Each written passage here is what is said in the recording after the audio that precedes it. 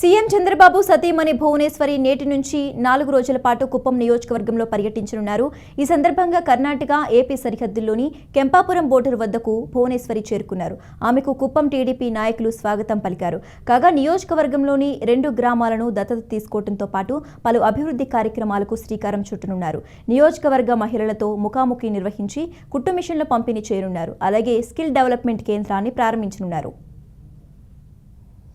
ఈరోజు కర్ణాటక బార్డర్ కెంపాపురం దగ్గర మన మాన్యశ్రీ నారా చంద్రబాబు నాయుడు గారి సతీమణి, అదేవిధంగా హెరిటేజ్ మేనేజింగ్ డైరెక్టర్ అయినటువంటి నారా భువనేశ్వరి మేడం గారు ఈరోజు చేయబోతున్నారు. ఎందుకంటే మనకు ఎలక్షన్స్ ముందు మేడం గారు కొన్ని హామీలు ఇచ్చారు కుప్పం నియోజకవర్గానికి.